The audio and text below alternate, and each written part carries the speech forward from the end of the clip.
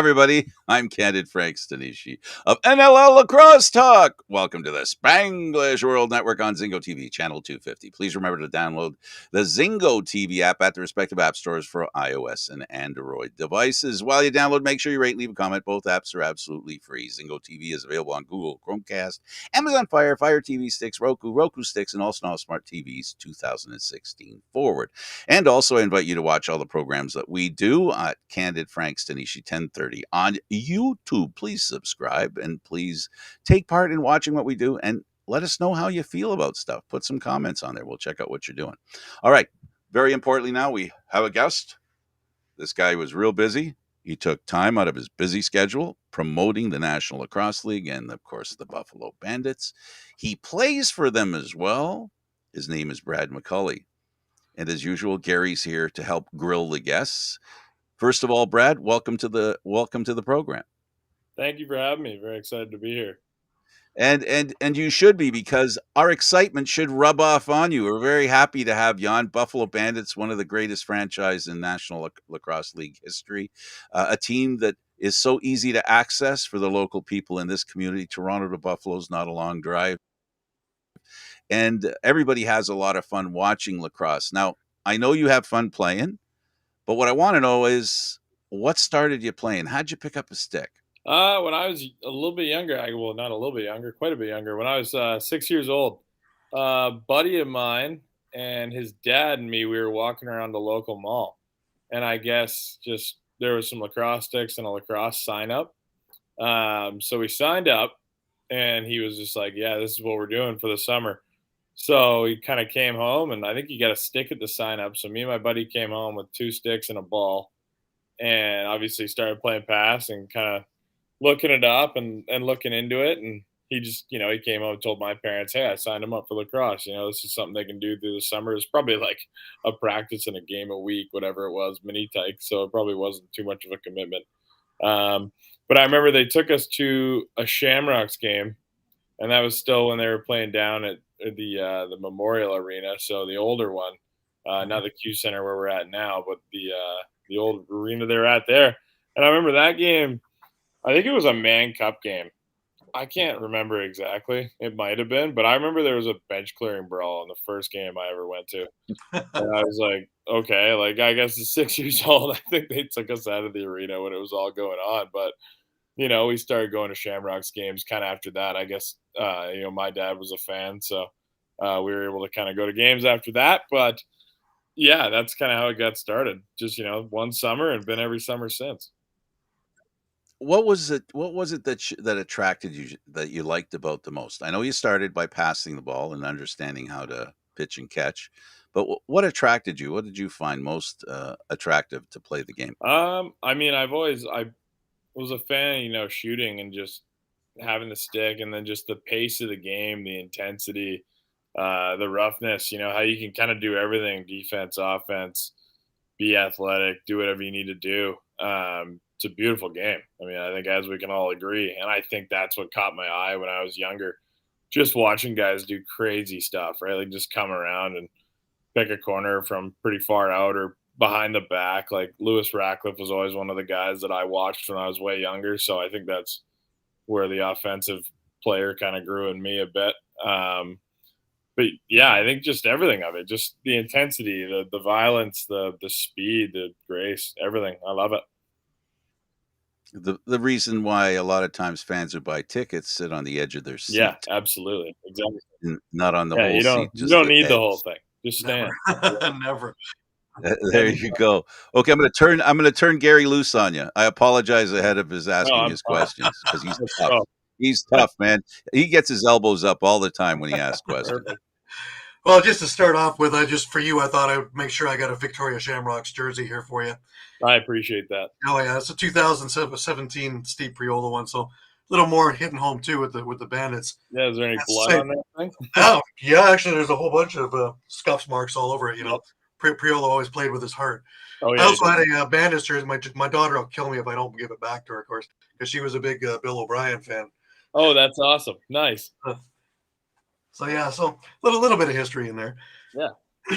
I want to start with talking about your secondary school with Claremont, because that's more or less where it started to get serious, because out of there you got drafted into Division One Robert Morris. So let's talk about the high school and the program there and what got you to get to the next level. For sure. Claremont is it's a grade 9 to 12 school. It's like 30 minutes away from kind of where I grew up and like the school district that I was in. So I had to do a bunch of the papers and a bunch of the work to switch school districts and get over there. But I really wanted to, because kind of everybody knew that they had the best lacrosse program, at least, like on the island for sure, and debatably in BC. And I'd say even top in Canada for sending kids to different schools and doing stuff. And a couple of my buddies who were older had gone there. And, when they did, you kind of hear about it and you start hearing about different things, I guess, in like grade 7 or 8 when, guys are going off to school on these field lacrosse scholarships and getting to do stuff. So I had kind of gotten a bit serious about it. I'd quit hockey and started focusing my attention on field lacrosse in the winters, because I was like, yeah, Division One scholarship, that sounds awesome. That sounds like something I'm more geared to. I want to be a full-time lacrosse guy. I love lacrosse, and Claremont was going to be my ticket to be able to do it. Just take lacrosse seriously. It's a lacrosse program, like,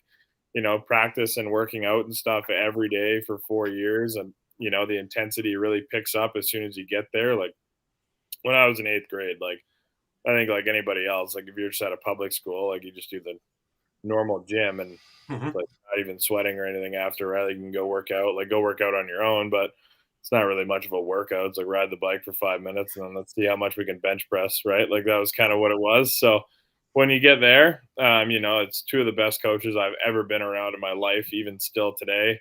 I have a great relationship with them both, with Darren Reisig and Chris McKay. They run a fantastic program out there. Still to this day, they do. I was lucky enough to be able to even get back there and coach a bit, kind of from, when different COVID stuff was happening and I was at home not really doing anything. So I was happy to get back there and do that. But yeah, it was an amazing switch. It was a big switch. I'm very grateful my parents allowed me to do it with just how far away it was from home and commuting there and back, with them being working and doing everything as well. Obviously got a little easier when I got my license, but for those first 2 years, obviously a lot of parents from the West Shore, a lot of us made the switch. A ton of us will, because, like I said, it was kind of the one you wanted to go to. It's where you wanted to be if you wanted to get a Division One scholarship. And for sure, I got there. I was lucky enough to kind of get everything going.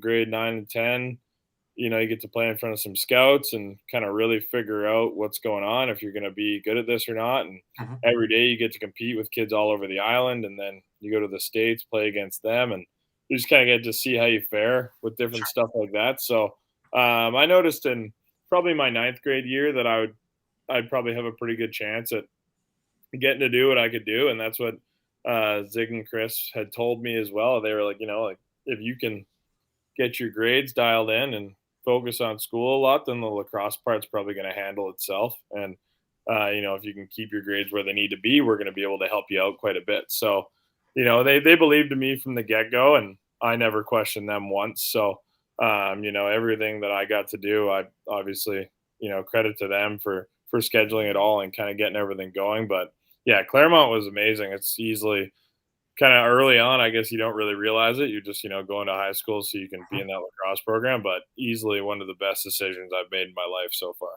Right.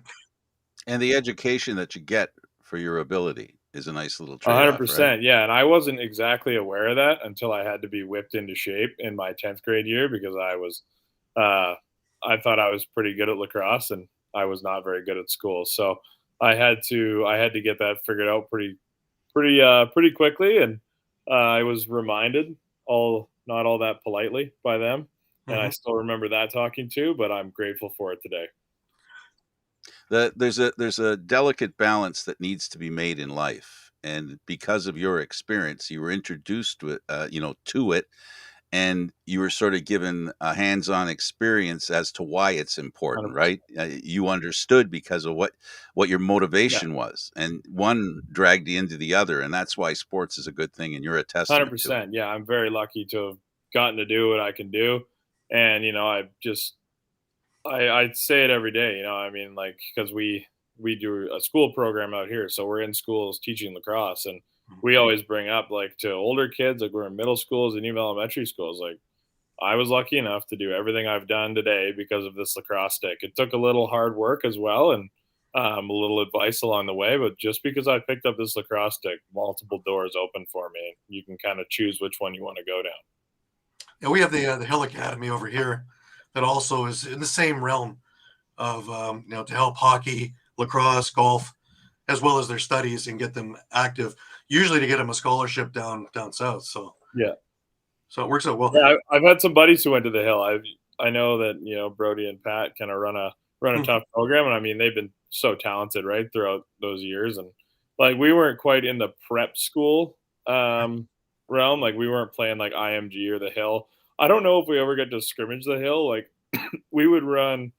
I can't elevate. I guess we would scrimmage against them when we could, like the one that Jeff Snyder runs out of Calgary, just because that was kind of more where we were at. It wasn't like prep school, but yeah, no, the Hill I've heard a bunch about. I know a bunch of guys who went there, like Kluch, Ian McKay went there, and yeah, I've heard a ton about it. Yeah, considering a lot of them are now coaches for the Hill too, right? Yeah, it's wild. Like, everybody just returns, and yeah, and then I guess obviously at RMU, I knew a bunch of Hill guys there too. So yeah, right. So we get into the Victoria Shamrocks Junior while you're doing this, and it's paid off in spades because from 2016 to 2018, 87 goals, pretty good numbers, I'd say for junior. Yeah, I think I mean like my rookie year. So when I was in junior, or when I got into junior, we were still doing in BC the 2 years of intermediate. So we still had the 2 intermediate instead of doing the 5 years of junior, which is weird. I think it's strange. I honestly, after talking to all my buddies in Ontario, I think we probably should have just done 5 years of junior. I mean, it basically would have been like playing the exact same kind of thing of like junior B or whatever it would have been. But yeah, I think, I had some fairly successful years, my first 2 years of intermediate scoring and just playing strictly out of that O gate and getting comfortable with it. And then obviously kind of building my skills with school and getting the confidence of getting recruited. And then in junior, I kind of came up my rookie year. They were my third year. It was pretty good. I think that was when I really proved to myself that I could kind of hang and I could play, and maybe, the NLL would probably be something I'd be setting my next hopes for. Like it was always something in the back of my mind. Like I always wanted to be there. It was always a dream kind of thing. But I think that's when I kind of realized I was like, maybe if I keep going at this can be a possibility. Cause I had a pretty good season. I was clicking pretty well. Our team didn't do overly well that year, but I had a pretty solid season. And then I went to RMU that next year, and I obviously, or kind of in between that first and second year, and I came back, and obviously I think what happened to me is what happens to a lot of kids who go away to D1. Like I came back bigger, faster, stronger, and it was noticeable from year to year. Obviously, I think I'd probably put on about 20 pounds of muscle. I'd gotten a little bit taller. My game had matured a little bit, and I came back, and I think I was a little bit better. I was scoring a lot that year. I remember that.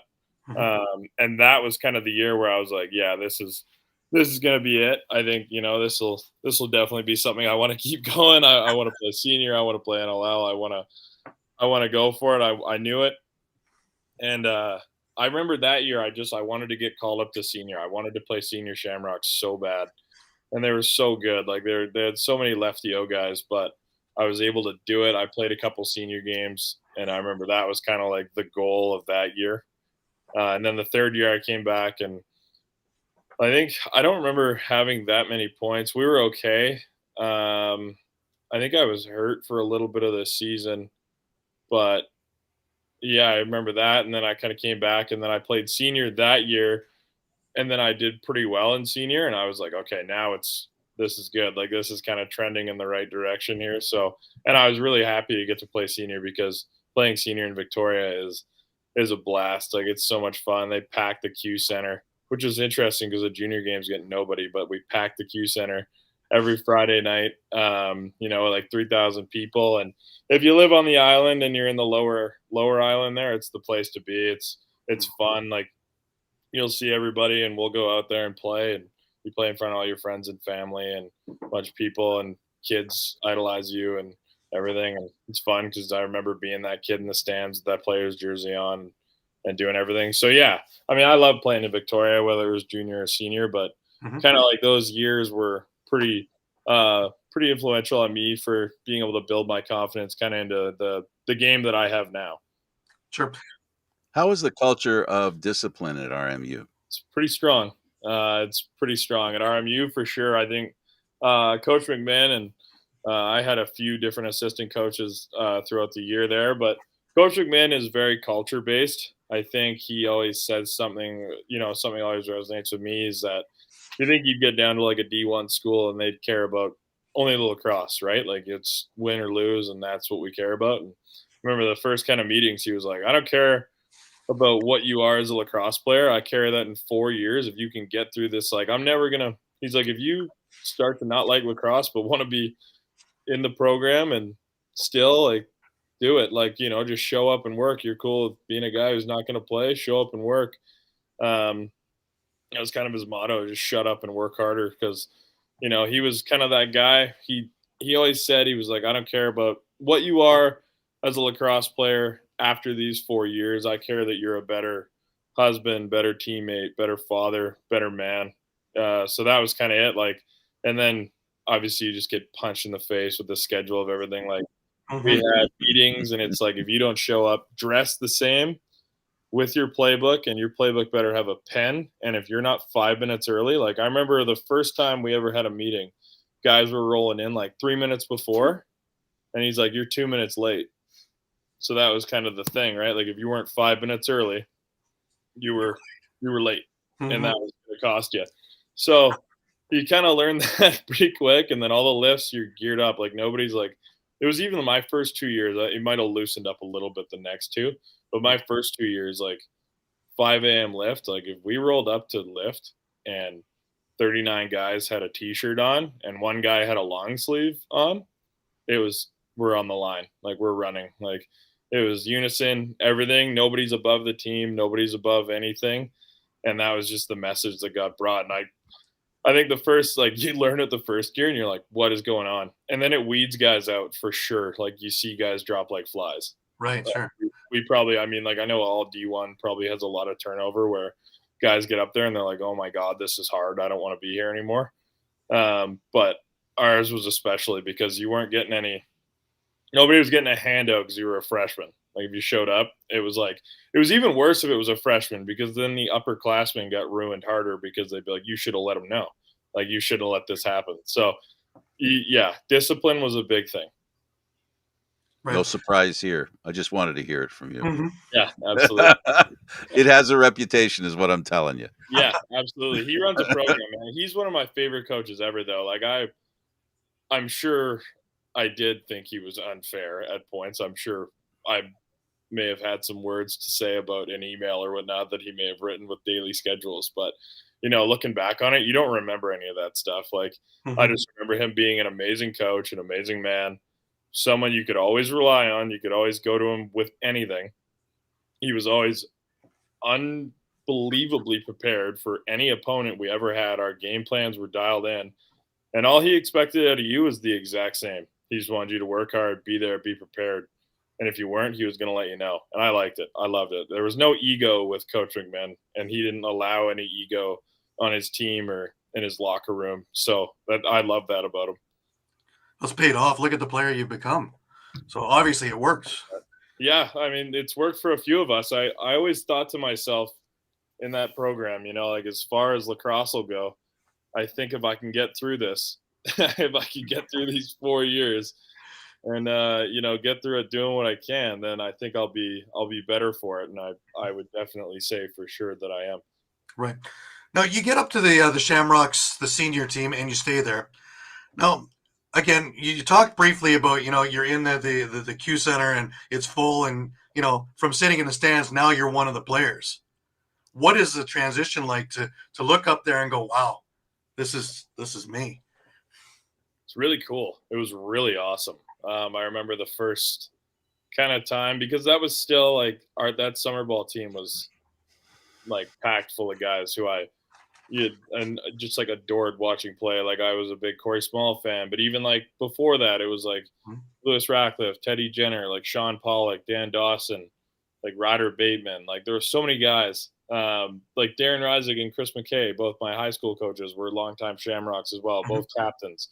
And then you got to see so much talent go through there, right? Like there's been like Mitch Jones has been on the team, Joe Rezateritz, Rob Hellier, like Jesse King, Chris Wardle. Like there's just so many guys. Like it's just such an awesome thing to be a part of. Yeah, exactly. Yeah, Priolo, exactly. Like that's the thing. Like you think about these teams. I was basically watching NLL like all-star teams, like basically with these summer leagues, and like I never realized it before, but how fortunate I was just to like be able to watch that brand of lacrosse and how bad I wanted to be like those guys. Like, Right. We got to watch like Smallsy and Dutchy just light it up on a Friday night, and then we got a home game Saturday morning, and you're just trying to mimic something like that. But you're trying to, you're getting the seats going. They're getting actual people going. But, like, yeah, it was insane. When I finally got to get up there, I was just really excited because the Shamrocks has always been like a pretty special thing with me and my family. Like it was always, me, my dad, my little brother would go, and then my sister would join as well, kind of like when she wanted to. And, my mom never really went that much. It was a thing to do with dad. So that was kind of like why it was special. And obviously, my grandparents got a little bit involved with it, like watching even before I was playing. So then when I finally got to go up and play, I was like, this is awesome. You know what I mean? Like it was pretty cool to be out there playing. And I knew my dad was fired up about it. And like, cause he knew how cool I thought all those guys were, man. Like he was there the whole time driving me around, making sure that we'd wait an hour and a half extra so I could get Dylan Soda sign my jersey. But yeah, it's pretty awesome. I mean, and getting to play there is amazing. It's one of my favorite things to do. It never gets old for me.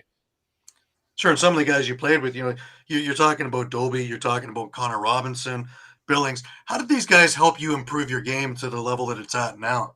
Yeah, being in Langley was fun. It was kind of weird. It was a bit haywire, I guess, for our season wise. But yeah, I mean, like I'd always played against Connor. I never got to play with him at all growing up because he was a year older than me. So we would have never met each other for a national team at all, or a provincial team. My bad, like Team BC. Right. So I only played against him. I never had any problem or anything with him. It always upset me how talented he was and how many goals he would get on us. But other than that, I never got to play with him. So I thought getting to play with him was really fun. I thought that was awesome. And then, yeah, getting to play with Billings. I'd loved watching Billings growing up. Like his vision was just insane, the things he was able to do. And it showed, like everything, some of the passes he threw me. I remember our first game together in Langley, he was setting up the power play. He's a righty. I was playing shooter. I think Dobie was out that night, but I was playing shooter, and he threw me like he face dodged into it around the world, and it like I didn't even know it was coming. It hit me in the cage, and I was like, "Is this guy serious?" I was like, never seen that before. So, and he was awesome too. Like, same with Billings, or not Billings. I'm sorry. Same with Dobes. Like all these guys were so good to play with because you could ask them anything, and they give you 10 times more than what you asked for, but it's everything you want to hear. Like guys who are just like such smart lacrosse players. Like Dobie's a genius. Dobie will outthink you before he even has to outwork you. And that's, I think, the genius of his game. Like sometimes like he'd be like, "Oh, come set this pick," but like hold it for 3 seconds. Like literally hold it, count to 3, and then roll inside. I'm like, okay. Go up there, hold a pick 3 seconds, roll in, dead open. I'm like, how? Like, like how do you know these things? Like it's just weird little calculated things, and just like nothing but belief and all the guys around him too. So that was fun. Langley was a blast, and like their GM too, Rob Buchan. I'm pretty sure he was pretty influential in getting me to Buffalo as well. So, and Bucky's a beauty. He treated me like gold there. So I loved it. Langley was fun. Right. So we're going to the NLL now, and you declare for the draft, and Buffalo picks you 9th overall.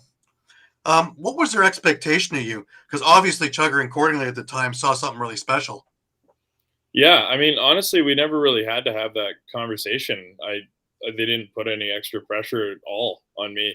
I think the only thing they expected me to come to camp in shape and play my game. Right. And I think I've never been asked to do anything outside of what I've done my entire career. I can shoot when I'm open. I can pass to open guys. I like to set picks and get guys open. I got some pretty good guys to get open. So, I like opening up room for Burnsy and Kluch. Kluch is an inside guy too, but those guys will get me just as open as I'll get them too. So, yeah, I mean, I think I lucked out. Like I said, there was no real pressure on it. I think expectations for myself probably far exceeded what maybe they expected out of me in that first year. Right. Just because I was given a bit of time just to get up to the speed of the game. I'd been out with I didn't go back for that 5th year of school. So before I got to camp my rookie year, I hadn't played lacrosse in 17 months. Mm-hmm. So I was way behind the 8 ball on game speed, timing, felt like a guy coming back from injury. And I'm coming into this offense of guys who are playing in that PLL bubble and everything and had been playing all year and obviously have some chemistry. They've played together for quite some time. And I remember my first kind of shift when I was out there, I got out there and I got out there and I realized I'm living with Dane, Josh, Kluch, and Fraze and Ian and all those guys. And I'm like, all right, well, that's awesome because obviously they're, some of the best in the world and fantastic guys. So that was exciting out the gate. But then, getting to play with them for the first time, I remember it's Josh and Dane kind of had the ball and I'm inside and I go to set a pick and out of nowhere, 3 guys have touched it and it's in the net. And I'm like, what is happening here? I was 8 seconds in and then, I go to set a pick for Josh and I'm kind of waiting on it. I go in and jukes 2 guys and he's flying through the air and scoring. And I'm out by the dotted line. I'm like, what is happening? It was pretty apparent. I was kind of thinking to myself, I was like, whatever, we've done somewhat well in senior ball. So a lot of the same guys, it can't be that much different. It won't be too crazy. I was wrong, horribly wrong.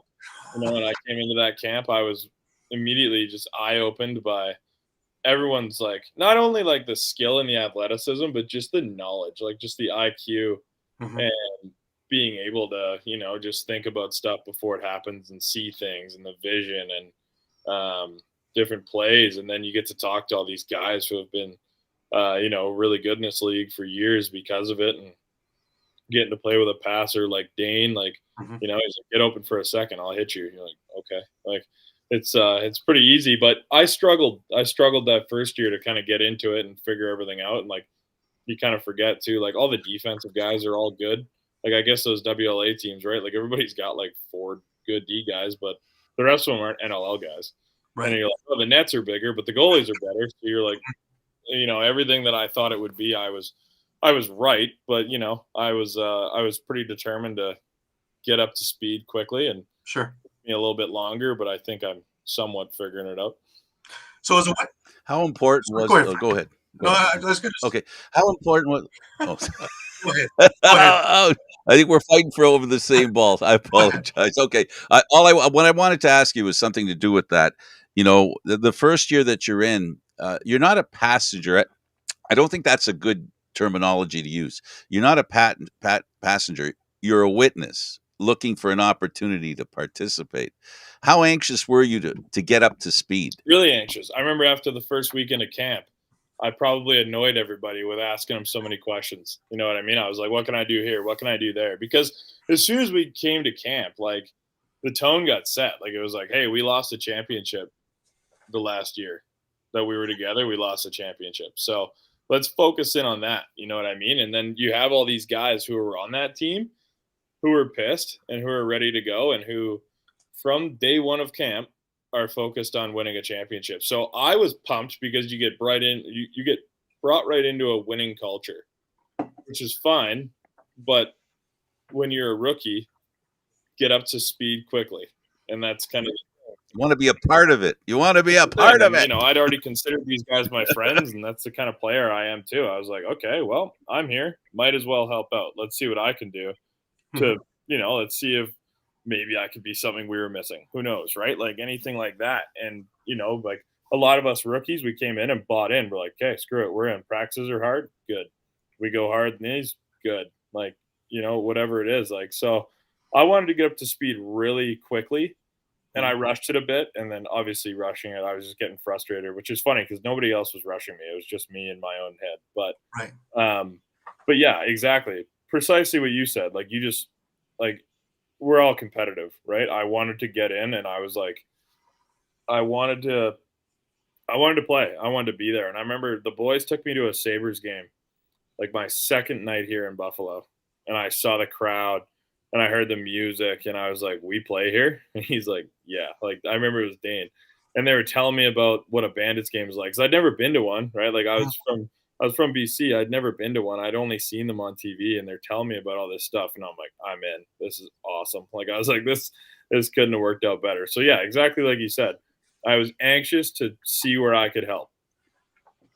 So that's actually where I wanted to go with it. You come there, and now you the storied franchise, oldest one in the league, and we used to go when I was a kid. We used to drive over there and watch in Memorial Odd some of the mill games, the Bandit stuff, watch the Kilgores and watch Veltman and all the other guys, and it was nuts. Lucky you. I wish there was more footage of that.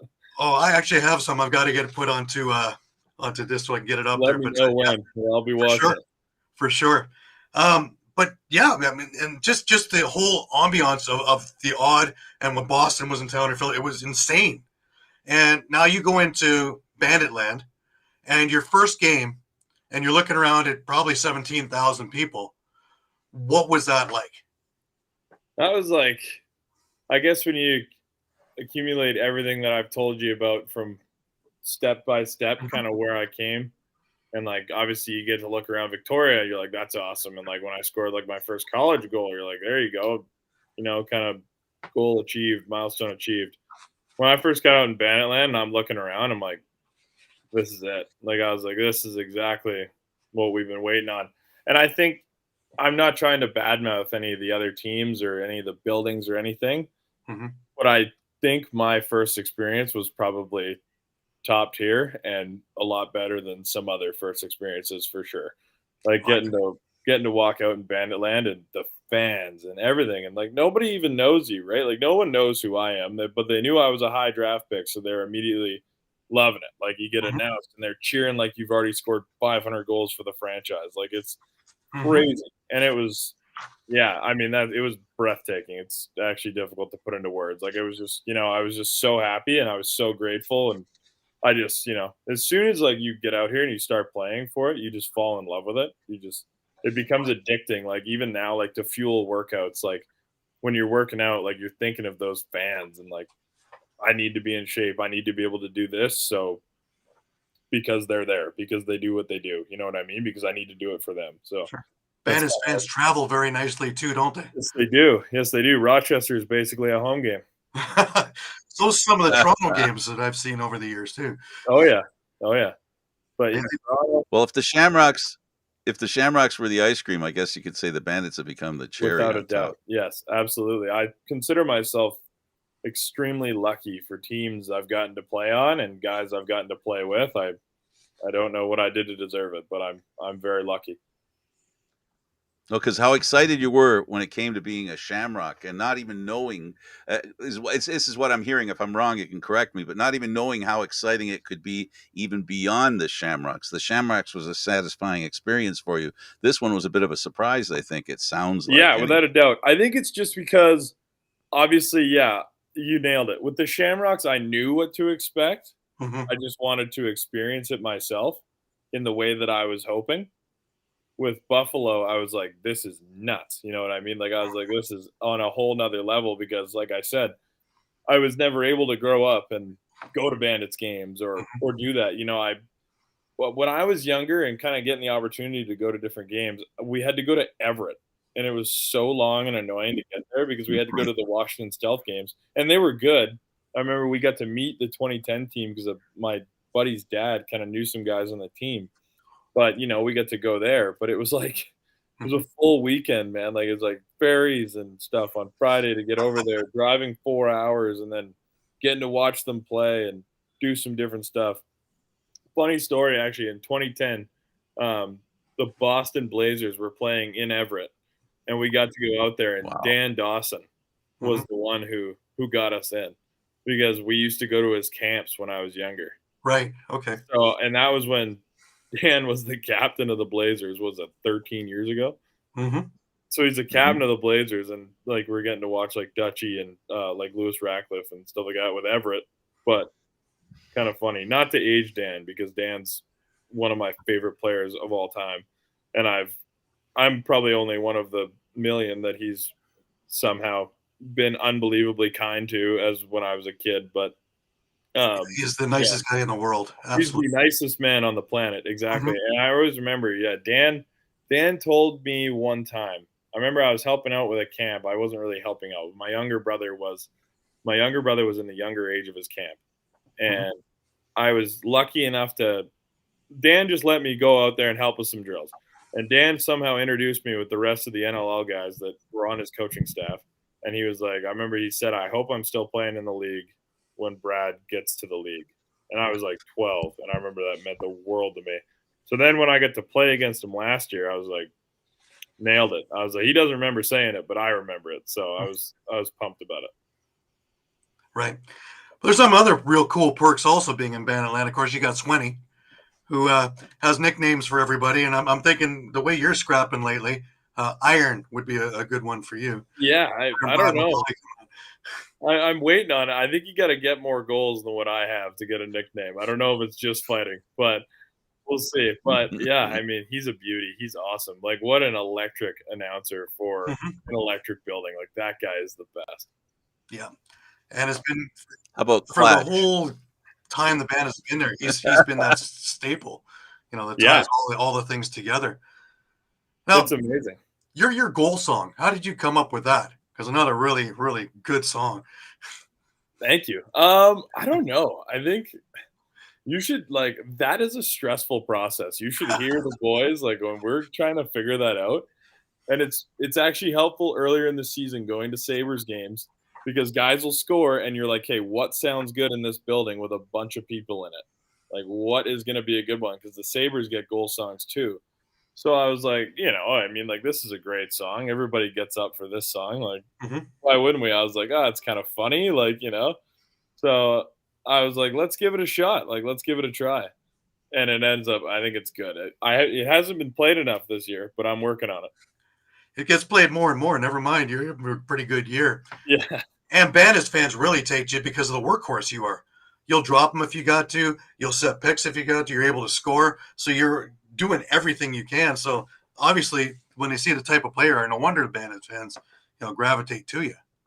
Yeah, I appreciate that. That's kind of always been, a bit of my style. I like getting in there and being physical, and I like getting my teammates open. And yeah, I've had a hardworking game. I grew up with some coaches that enjoyed hardworking players, and kind of molded that style quite a bit. I just get in there and play hard. Like everyone likes to see it. Everyone enjoys it. I personally have more fun doing that. Mm-hmm. I couldn't, do anything else. It's just the way I play. Like, Right. it's whether or not it means I don't know, I'm gonna play less long because I play hard. Like my body wears on it. I don't know, man. I don't know any other way to do it. So and yeah, like you said, I guess the fighting's a little bit new, but I guess it kind of comes with the territory. I did it a bit in junior. It's not really something that ever concerns me. I mean, Right. it just happens, right? Like it's nothing you can do about it. And I like protecting my teammates. If my teammates feel Sure.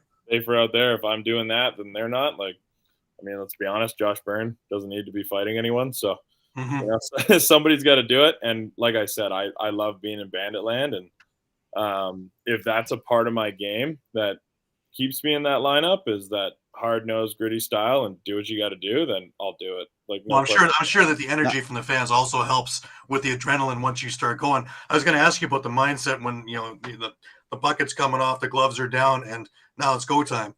Yeah. What is the mindset? Uh, more offense than defense, I suppose. But I mean, yeah, like honestly, I got in one last year, but it was in Toronto and it was during COVID. There was no fans in the stands. Mm-hmm. I was like, oh, whatever. And then this year I got in one, You and had I Keo, always you had knew, Keo a couple of weeks ago. No I had small Keo. competitor. Yeah, that was a fun one. He was yeah, that was good. It was I didn't really know it was Keo when it was happening, and then he kind of came at me, and I was like, "Oh, this should be a good one." Like I was like, "This will be fun." The other one I had in Toronto last year, that was also a good one, but not exactly on my end. But it was a little welcome to the league moment, I guess. Right. Um, but yeah, this year I think yeah, that first one I got in, man, it's the coolest feeling in the world. It's crazy. It's like the bucket comes off, and then I remember I was like, okay, we're gonna do this. Like walked up to him, we're gonna do this, and thankfully we went for the square up, which I think is the best way to do it personally. Mhm. But so we went for the square up, and I remember I just like I dropped one glove, and people knew it was going on, and I remember I looked around, and just this sea of orange and black stands up, and people are hammering on the glass, and there's not a person sitting in their seat anymore. Like Mhm. it's like it was like long overdue for these people or something like that. And I remember thinking, I was like, I was like, better not lose this one.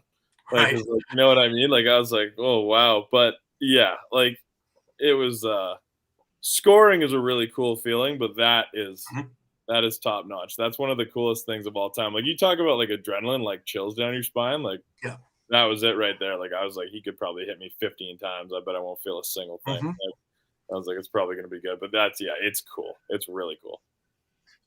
Not to put down organizations or franchises that are new, but it must help also as being a young player to play for a fan base that really knows the game, so that the little incremental improvements that you make help you a little more because you're appreciated at a much more minute, For level. sure. I think you know what we're really lucky in Bandit Land because and in Buffalo, because one, people care. You know what I mean? People Mhm. care and they're knowledgeable about it. We've had fans that have been in the building since '92, right? Like Mhm. we've had people who watch the game, who love the game, who will watch other games that we are not even playing in just because they like the sport.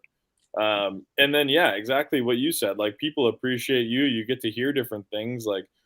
Like I said, like we're pretty lucky to be around our fan base and not be like the Bills or the Sabres because we're a little bit more accessible than they are. We're not like Right. full blown celebrities. They're not trying to keep us away from everybody. Like there's Mhm. not any of that. Like we'll go we'll go to a bar after the game and there's a bunch of fans there. You know what I Yep. mean? And you can sit down and talk to these fans and they'll tell you things exactly like that. Like they'll be like, "Oh wow, like I'm so glad we have you. We've been missing that aspect." Or, "You set so many good picks tonight. You're going to get open next game. Don't worry about it," kind of thing. And you can have like these Mhm. almost like intelligent conversations. Like some people you talk to them, you're like, "Did I just talk to my coach?" Like you're like, "What just happened?" And they're like, so it's pretty fun. It's exactly what you said. Like we're really lucky to have people who are knowledgeable about the game and who really care about the team. It's funny. It's like everybody's like a fantasy NLL GM or something like that. Mhm. Coming in like, who's hurt? Is he okay? What's going on here? Like this. And you're like, I can't tell you, but you'll figure it out if you just go look over there. But But you also showed that you're 100% committed because you moved from Victoria to Buffalo just so you can make the practices and be with the team and part of that culture because pretty much the team all lives there, doesn't it? I mean, everybody lives in Toronto. I just don't like flying, but Right. Okay. no, no, I'm kidding. But like, it's yeah, exactly. I mean, like that's kind of something that's been uh obviously I think they told me when they drafted me, like they were like, Buffalo's pretty awesome. Like they're like, you're gonna enjoy yourself here. And I was like, okay, like that's awesome. So, last year I came out and I lived with all the boys and it was a blast. And then everyone's lives kind of changed a little bit and we all moved in with our girlfriends. So thankfully I've been dating the same girl since I met at RMU. So we were kind of obviously she's from Maryland. So we met in Pittsburgh. So it kind of worked out now that I'm living in Buffalo also. So we grabbed a Sure. place together. So that worked out nicely. But I would have lived in Buffalo too. I love it here. I love being here, and I think it's amazing that we get to practice every week. Like I think there's 9 of us that live in Buffalo, but then everybody else is in Ontario. Mhm. So It's an like easy town. Yeah. yeah, it's easy, right? Like we practice at the track every week, like whatever night of the week it may be open, we figure that out. But usually Wednesdays. But we get a good practice in, and we get to be around each other a lot. And living in Buffalo, like living with the guys too, like obviously it builds chemistry, right? Because I think that we're pretty lucky that we get to hang out with each other all the time. Like it's you want to go grab dinner tonight, you want to go watch a movie, let's go do this. And last year, when we were all living in the same house, like it was so much fun. It was such a blast. You know what I Sure. mean? Like you're just harassing each other, hanging out. We're doing everything together. Like it was good. Like it was such an amazing intro to Buffalo. And then the first week, like all the guys do such a good job. Like making sure you kind of get up to date. Like, these are the people we need to know. Like, this is the places we go. This is what we do. This is how we do things around here. And you're like, awesome, I'm in. You know what I mean? It's sweet. It's really good. Now, I'd be remiss if I didn't talk about this weekend because battle for first place. Toronto's in Bandit land. Yeah, it's a winner take all for the East Division.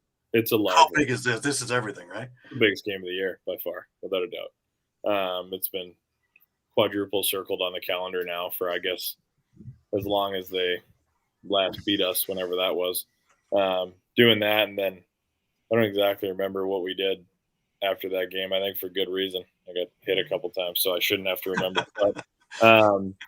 But yeah, it's huge. It's massive, and I'm so happy that it's in Bandit land, because last time, like, we were in Toronto, and they just, like, there's nothing worse. Like, you're in a team's building, and it's obviously a game of that magnitude, and, like, we just got punched in the mouth so early, and you're gonna get me fired up talking about it. But, like, you know, I can't wait to see him Saturday evening. I can't wait. It's the biggest game of the year by far. And I don't really like to talk about games that way. Like, that was something RMU did. We never said anything's a big game or anything's a big opponent. So it feels wrong for me to, like, say it. Like, that was kind of the thing. We treated everything the same at RMU. Tried to not get anything of big caliber, but this one's massive and it's big, and we hate the rivalry goes back many years too. So there's a hatred, a healthy hatred between the two teams, the fans, the fan bases. Everything is there. You know, all the energy is in the stands as well as on the floor. Yeah, it's beautiful. It's fantastic. And I didn't even really know about it, to be honest with you. I remember when we were bussing home one time from some away game at RMU, and Ryan Smith, he's my best friend from university. And he was like, we got to watch this Buffalo-Toronto game. I was like, any particular reason? He's like, it's going to be a gong show. I was like, oh, okay. Like, sounds good. And then now I'm in this rivalry, and I know, I'm just like, oh, you see all these guys who have played for the Bandits, and then all these guys who have played for the Rock, and these battles. Like, it's so much fun to be a part of. I love it. I'm very privileged to be a part of it. But yeah, I hate them. I can't wait to. I'll be looking forward to. I'll be in the press box myself, so I'll be looking forward to it myself. Oh, I love it. That's awesome. Yeah, believe me, I can't wait to.